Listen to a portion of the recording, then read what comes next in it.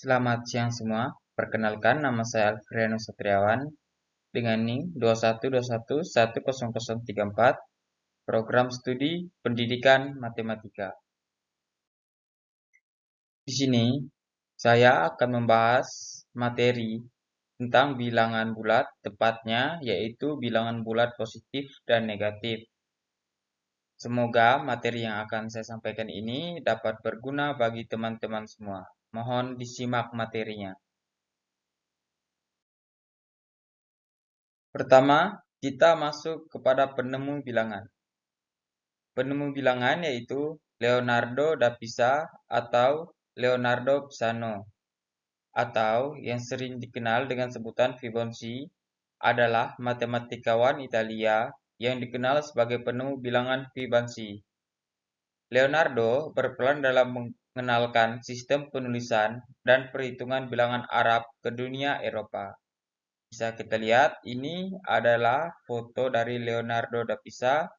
Dia hidup dari tahun 1175 sampai dengan 1250. Leonardo da Pisa ini juga sangat berperan penting dalam penemu bilangan. Mungkin jika tidak ada dia, kita sekarang tidak akan belajar tentang bilangan, terutama bilangan bulat positif dan bilangan bulat negatif. Baiklah, kita masuk pada materi yang A, yaitu membandingkan bilangan bulat positif dan negatif. Bilangan bulat dibedakan menjadi 3 bagian, yaitu ada bilangan bulat negatif, bilangan bulat positif, dan nol. Dalam garis bilangan, bilangan positif terletak di sebelah kanan bilangan nol, dan bilangan bulat negatif di sebelah kiri bilangan nol. Untuk lebih jelasnya, mari kita perhatikan gambar di bawah ini. Nah, gambar di bawah ini di mana ini disebut dengan garis bilangan, yaitu jika bilangan positif dia berada di sebelah kanan dari garis bilangan dan bilangan negatif terletak di sebelah kiri garis bilangan, dan di mana kedua bilangan ini dibatasi oleh bilangan nol. Dan juga kalau ditanya mana yang lebih besar antara bilangan bulat negatif dan bilangan bulat positif, jawabannya yang lebih besar adalah bilangan bulat positif yang mengarah ke kanan, dan bilangan negatif lebih kecil dari bilangan positif yang mengarah ke kiri. Dan juga gunanya garis bilangan ini yaitu untuk menentukan letak dari bilangan bulat positif dan bilangan bulat negatif itu sendiri.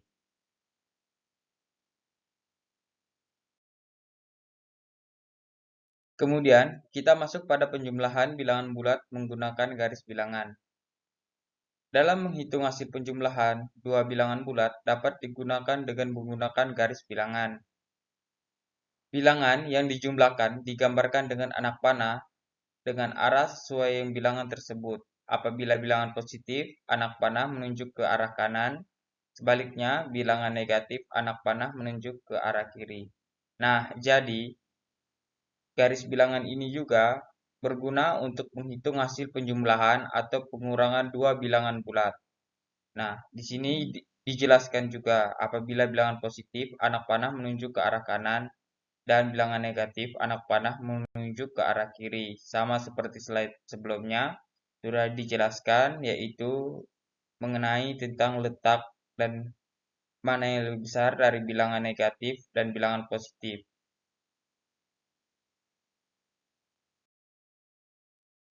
Nah, di sini terdapat juga contoh dari penjumlahan bilangan bulat menggunakan garis bilangan. Nah, soalnya di sini yaitu hitunglah hasil dari 6 ditambah dengan negatif 8 dengan menggunakan garis bilangan. Di sini ada langkah-langkah pengerjaannya, yaitu yang pertama, gambarkanlah anak panah dari angka 0 sejauh 6 satuan ke kanan sampai pada angka 6. Nah, angka 6 ini kita gambarkan anak panah ke kanan sejauh 6 angka. Kemudian, kita masuk ke langkah kedua, yaitu gambarkanlah anak panah tadi dari angka 6 sejauh 8 satuan ke kiri. Nah, sesudah sampai di angka 6 menggunakan garis bilangan kita, hitung lagi ke kiri sejauh 8 sampai pas 8 kita menghitungnya ya, untuk mendapatkan hasilnya. Nah, sesudah menghitung sampai 8 ke arah kiri, kita akan menemukan hasilnya yaitu ini, negatif 2. Dan ini adalah contoh gambarnya. Nah, yang ini ke kanan sejauh 6, kemudian kita hitung lagi, sesudah sampai angka 6, kita hitung dari 6 sampai di mana hasilnya, yaitu sejauh 8. Ini 1, 2, 3, 4, 5, 6, 7, 8. Nah, yang sesudah kita hitung ke kiri sejauh 8, hasilnya yaitu negatif 2. Jadi, hasil dari 6 ditambah dengan negatif 8 sama dengan negatif 2. Di sini, kalau ada yang ingin bertanya, saya persilahkan. Tapi kayaknya di sini agak mudah contoh soalnya. Kemudian, kita masuk kepada sifat-sifat pada penjumlahan. Nah, yang pertama, kita akan membahas tentang sifat tertutup, di mana untuk setiap bilangan bulat A dan B berlaku A ditambah B sama dengan C juga adalah bilangan bulat. Nah, untuk lebih jelasnya, kita masuk kepada contoh, yaitu negatif 16 ditambah 25 sama dengan 9. Di sini penjelasannya, negatif 16 adalah bilangan bulat, dan 25 adalah bilangan bulat. Jadi, tidak mungkin hasil dari dua bilangan bulat ini adalah misalnya 0,00 atau 1 per A. Itu tidak akan mungkin. Hasilnya pasti juga bilangan bulat. Jadi, hasil dari negatif 16 ditambah 25 sama dengan 9. Di sini 9 adalah bilangan bulat. Maka, untuk ini adalah sifat tertutup. Tapi kalau di sini misalnya negatif 16 ditambah 2,5 sama dengan misalnya hasilnya 5,5, itu bukan sifat tertutup.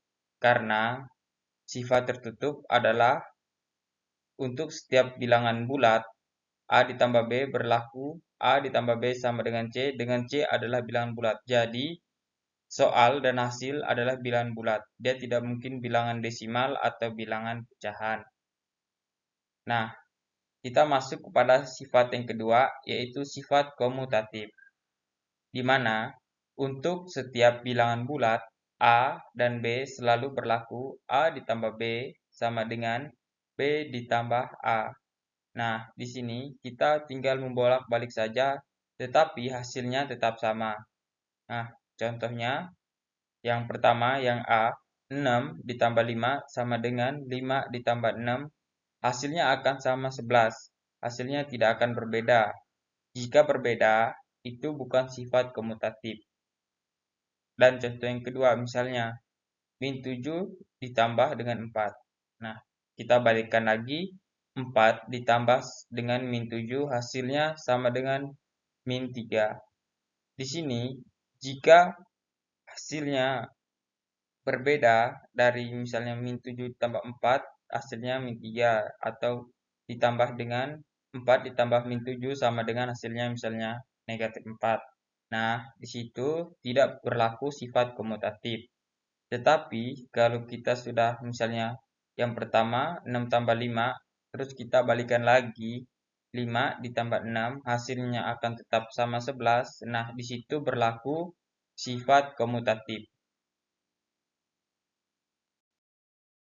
Kita lanjut pada sifat yang ketiga, yaitu mempunyai unsur identitas. Bilangan 0 merupakan unsur identitas pada penjumlahan. Artinya, untuk sembarang bilangan bulat, apabila ditambah dengan 0, hasilnya adalah bilangan itu sendiri. Nah, contohnya di sini, A ditambah 0 sama dengan 0 ditambah A sama dengan A. Misalnya, untuk lebih jelasnya, A-nya kita ganti dengan 2, yaitu 2 ditambah 0 sama dengan 2. Nah, terus 0 ditambah 2 juga hasilnya sama dengan 2. Jadi, semua bilangan bulat yang ditambahkan dengan 0 hasilnya adalah bilangan itu sendiri. Tidak mungkin misalnya 2 ditambah 0 hasilnya sama dengan 0. Itu tidak mungkin. Pasti hasilnya akan bilangan itu sendiri. Nah, jadi di sini 0 adalah unsur atau 0 itu artinya merupakan identitas dari penjumlahan. Karena semua bilangan yang ditambahkan dengan 0 hasilnya adalah bilangan itu sendiri. Lalu kita masuk ke sifat penjumlahan yang terakhir yaitu sifat asosiatif, di mana untuk setiap bilangan bulat A, B, dan C berlaku harus pakai dalam kurung ya. Dalam kurung A ditambah B, tutup kurung, ditambah C sama dengan A ditambah dalam kurung B ditambah C. Nah, di sini A-nya sesudah yang pertama ini, A-nya kita keluarkan dari dalam kurung A. Kemudian untuk sifat asosiatif yang B-nya dan C kita masukkan ke dalam kurung. Untuk lebih jelasnya, kita lihat contoh berikut. Contohnya ini misalnya dalam kurung 4 ditambah dengan negatif 5 tutup kurung ditambah 6. Nah, di mana di sini 4 ditambah negatif 5 sama dengan negatif 1 ditambah 6 sama dengan 5.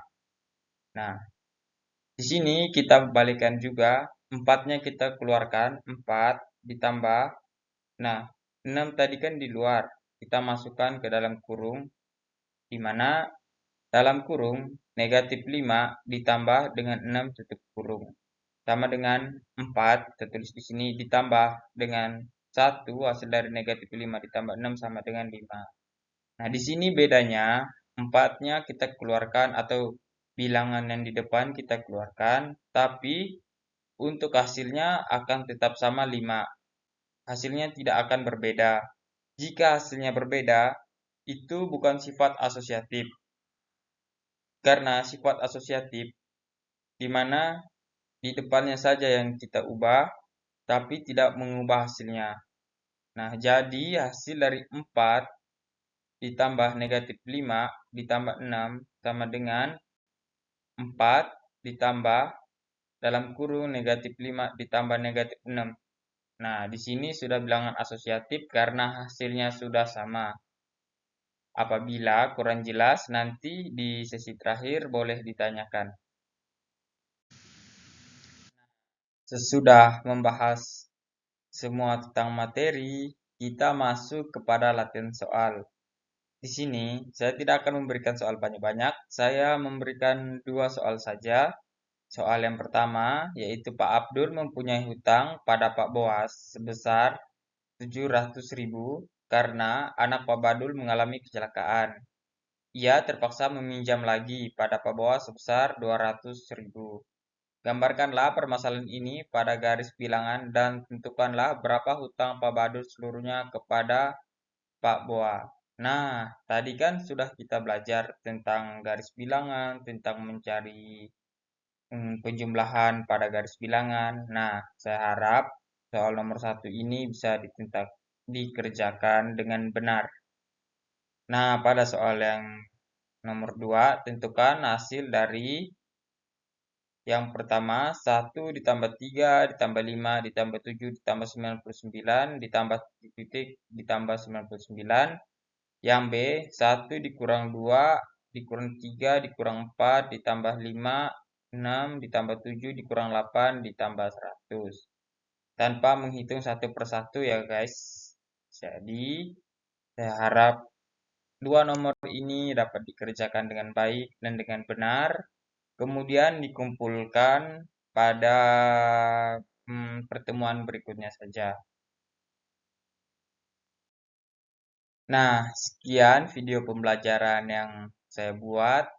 Apabila ada salah kata, salah pengucapan dalam penyampaian materi tersebut, atau mungkin ada yang kurang jelas, saya minta maaf dan saya akhiri pertemuan hari ini. Sekian dan terima kasih.